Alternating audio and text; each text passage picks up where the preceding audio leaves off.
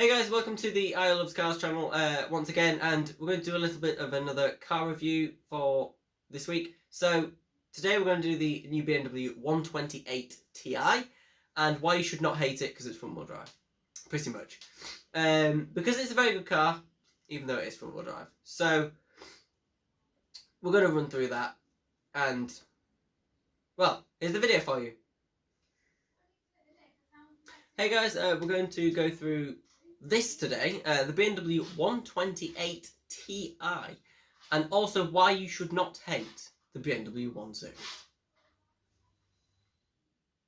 So the 1 Series originally came out in the early 2000s and was rear-wheel drive only, and came out with a range of engines from the low-powered diesels all the way up to the 135i, which had a straight 6, 261 horsepower, 0 to 60, low 6s, top speed 155, very fast, very good looking, and it sounded like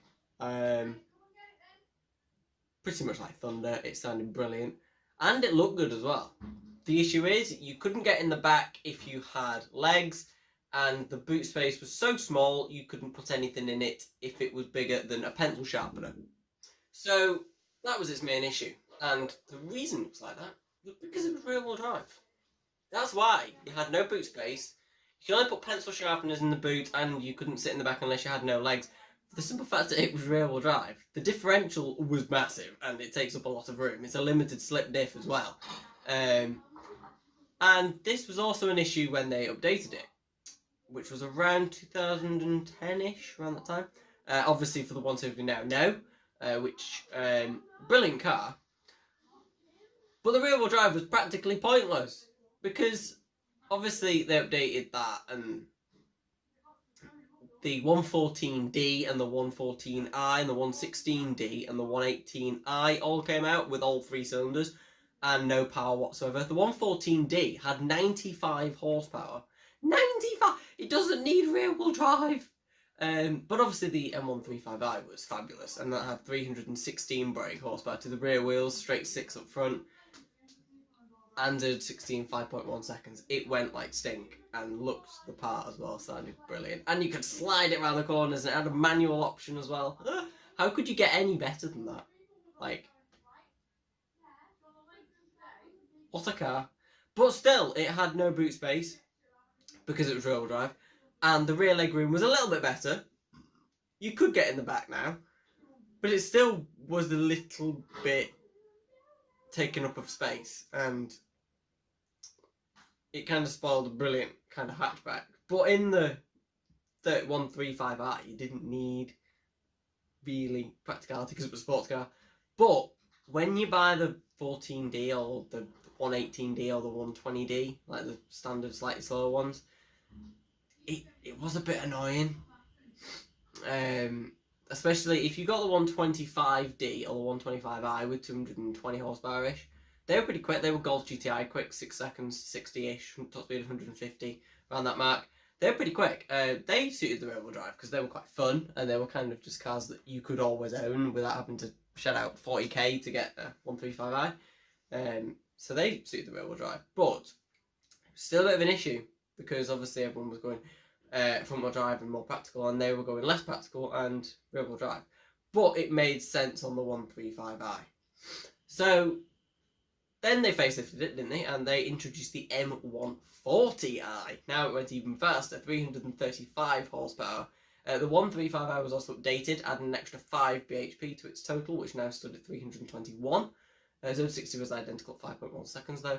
And the M140i could do 0 to 60 in under 5 now, at 4.8. And the 120D was updated slightly to 187 horsepower, 0 to 60 in 7.1 seconds.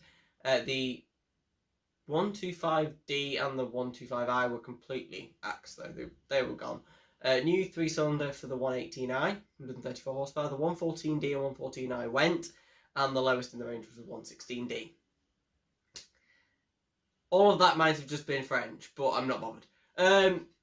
That's how the range stood then, with the 120i as well, let's not forget that. And they were all rear-wheel drive, again. And obviously rear-wheel drive is good. But let me ask you this. Is it really a practical option on a 118i with 134 horsepower and a 3-cylinder from a Mini? Good question. The answer, no, don't need it. Which is why this is what I think should have happened for the new 1 Series. So, the new 1 Series arrived late 18, early 2019, and it was quite controversial because it had been swapped to a front-wheel drive car. Now, I don't know whether that was a bad thing, because genuinely wasn't a bad option, because front-wheel drive hatches are the best. No brainer. They are better cars than the 1 Series. However, the biggest part of the 1 Series disappointment was when they said the M135i was all-wheel drive. Now, a 302 horsepower 4-cylinder all-wheel drive hot 1 Series was not what anybody wanted, and I don't want that either. Now, the 135i should have had a rear-wheel drive setup straight 6, which is easily capable for BMW.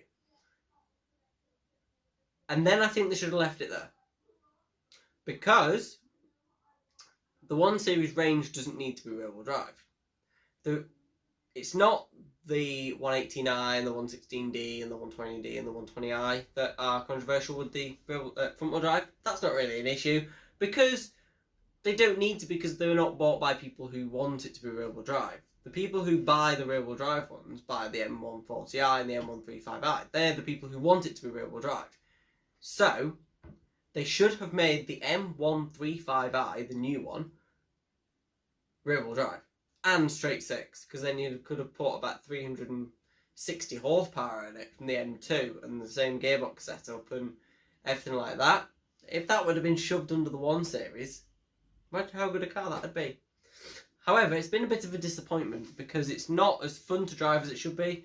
It's not as fast as it should be. Yes, it can do 0 to 60 in 4.8 seconds, but it's only because it's all-wheel drive. And it doesn't sound very good. But there is a new 1 Series. This new 1 Series model is the 128 Ti, which brings a code from years ago, including the T in it. But this is Volkswagen's attempt at the Golf GTI class. Now, obviously, it's front-wheel drive. However, it's not really a big issue because it's not the flagship. So, bear with, guys. If you disagree with this, then you can all you like. I do agree that the 1 Series should be rear-wheel drive on the higher models, but on the lower models, it doesn't really need to be. It's not really a big issue. But the 128 Ti is a good car. Because, one, it looks pretty good. I know it has the pig grills at the front, as you can probably see on the screen, but the back end is very nice indeed, I think. But I don't like the front much.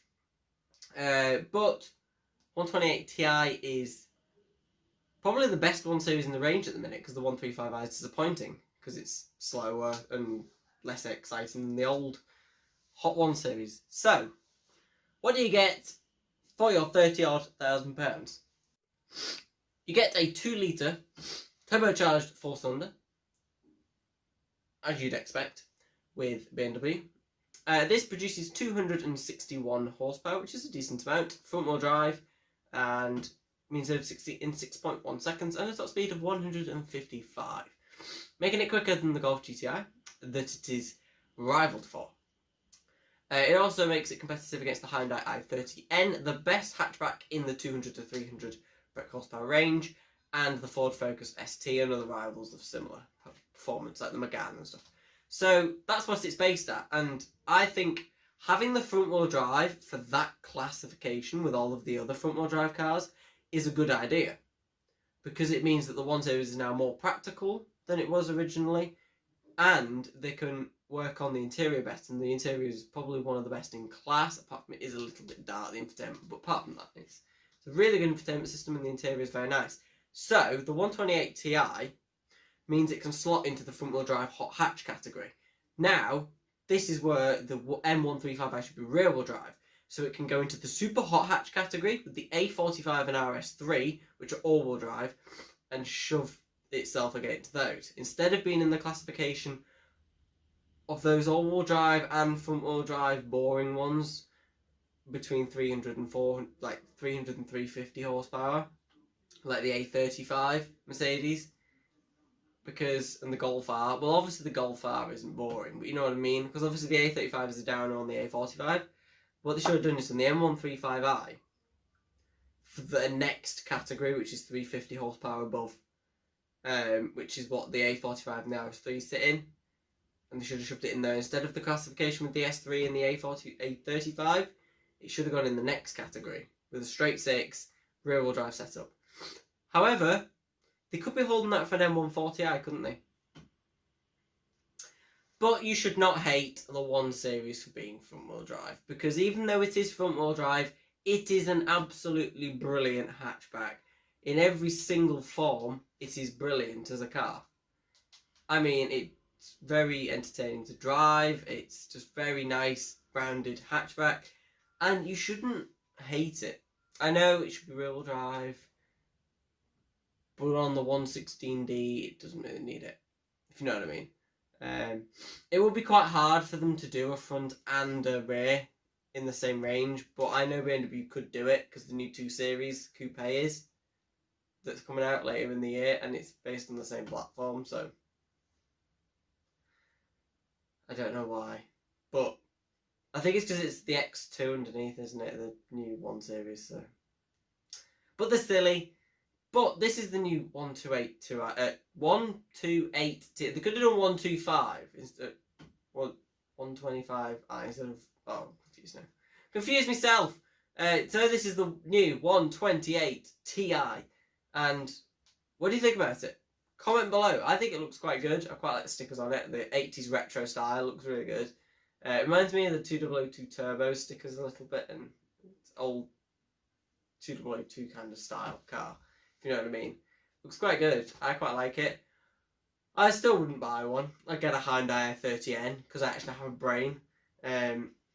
Because it looks better and goes quicker and is the best hatchback of the category. So I'd go for that, and it's cheaper. But what do you think? Do you hate the 1 Series because it's front-wheel drive?